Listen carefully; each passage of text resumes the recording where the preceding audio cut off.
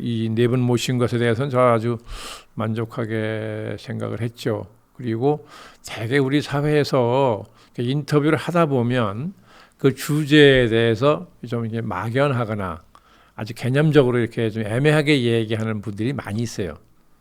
그런데 역시 이분들은 그런 게 전혀 없이 아주 분명한 자기 의사를 얘기하고 또 아주 구체적으로 명확한 개념을 가지고 얘기하는 분들이라서 굉장히 저는 좋았습니다. 공부도 많이 되고.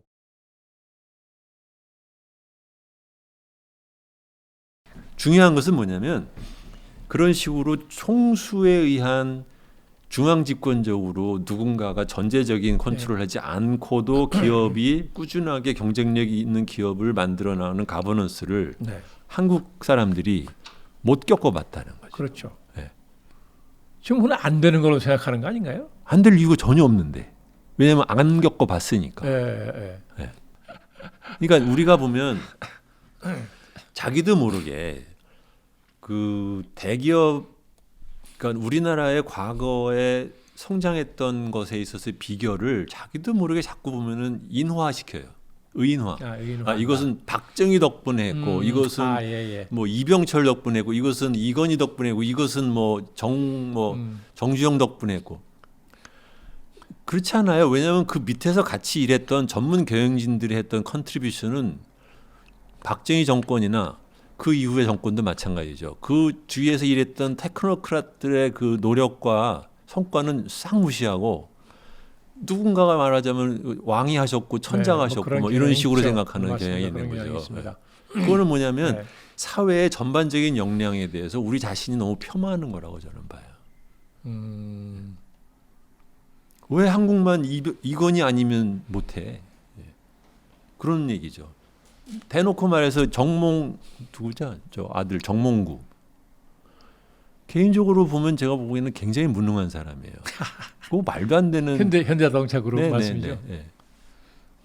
근데 현대자동차는 그걸 왜 버티느냐? 사실은 저는 이렇게 생각해요. 정몽구에도 불구하고 현대자동차에 있는 전문 경영진들이 열심히 노력해서 저만큼 갔다. 왜 그렇게 생각을 못하냐는 거죠.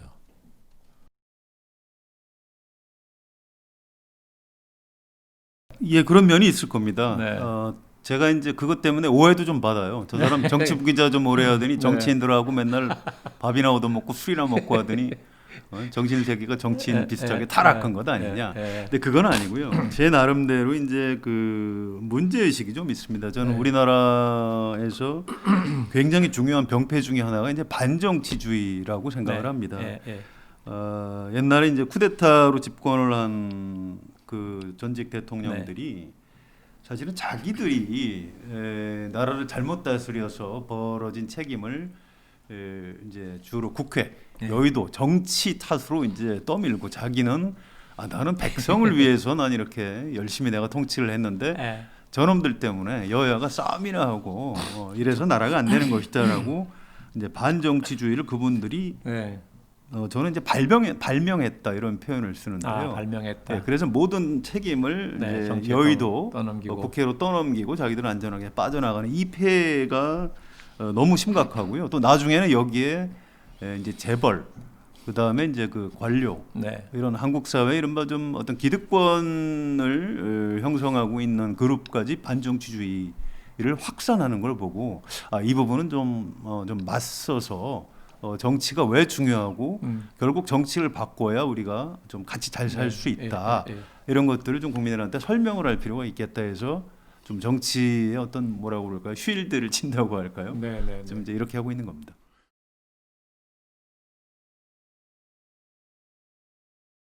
저도 원래 그는 그 후계자가 됐을 때 조금 놀랐습니다.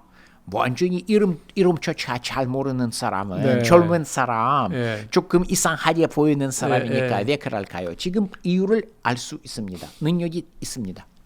능력이 있다고. 한동안은 뭐 미추광이라고 보는 사람도 있었고 뭐 그랬는데 네, 우리 한국 내에서도 뭐 교수님 잘 아시겠지만 이제 이 핵과 미사일을 가지고 미국하고 게임하는 걸 보면서 우리가 생각했던 것보다 상당히 스마트한 사람 아닌가? 아주 스마트해요. 아주 똑똑한 사람이에요. 아 그렇습니까? 네, 보십시오. 그는 그 기본 목적이 무엇일까? 쉽게 말하면 자연사입니다. 자연사. 늙을 때까지 네. 살아 있고 늙을 때까지 권력을 유지하는 목적이에요. 자기 아버지하고 네. 할아버지처럼. 할아버지와 아버지도 할아버지도 같은 목적입니다. 네, 네. 그래서 그를 죽일 수 있는 세력은 어디에 있습니까? 세 가지입니다. 하나는 미국을 비롯한 외부 세력입니다. 네. 미국이든 중국이든 무서운 이웃 나라들이에요. 네. 그들을 억제하기 위해서 핵을 개발하기를 결정했습니다. 둘째 세력은 백성들입니다. 네. 백성들이 지지를 얻기 위해서 말씀하신 바와 같이 개방이 없는 개혁을 시작하고 생활 수준 향상을 이루었습니다. 네. 셋째는 음모입니다. 제가 조금 전에 말씀을 드린 바와 같이 그 엘리트 계층은 비상구가 없기 때문에 음모를 할 가능성이 그리 높지 않은 것처럼 보입니다. 그러나 그는 사실상 인민군에 대한 우려가 매우 많습니다. 잘 아신 바와 같이 그 고급군은 숙청도 많고 초현도 많고 계속 바꾸고 있습니다. 기본 이유는 무엇일까? 그들이 음모를 할 수 없도록 하는 정책입니다. 매우 똑똑한 정치입니다. 나는 그 젊은 사람을 보니까 그는 아마 수십 년 동안 나라를 통치할 가능성이 없지 않다고 생각합니다.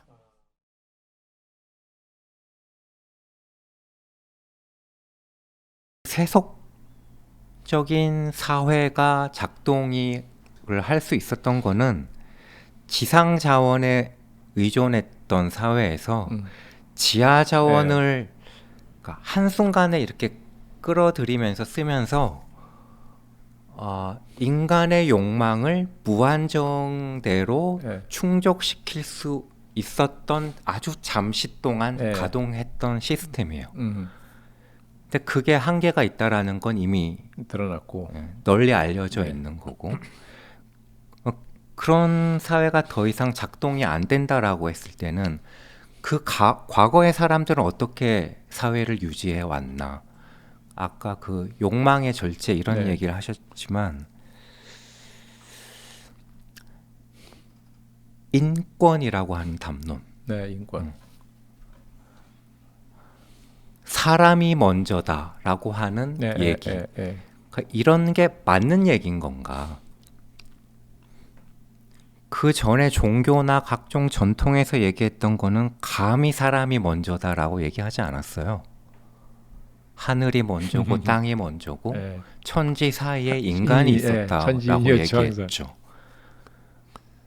그리고 조금 더 나가면 사람다운 사람이 중요했던 거고 그런 사람다운 사람을 양성하려고 했던 게 뭐 각종 종교나 뭐 이런 거였다고 생각하고 그 사람다운 사람의 핵심은 자연다운 사람 혹은 자연스러운 사람에 가까웠다고 생각해요. 그러니까 근대적인 인권 담론이나 그 사람이 먼저다 이런 얘기에 깔려 있는 거는 거기에 이미 자본 중심적인 가치가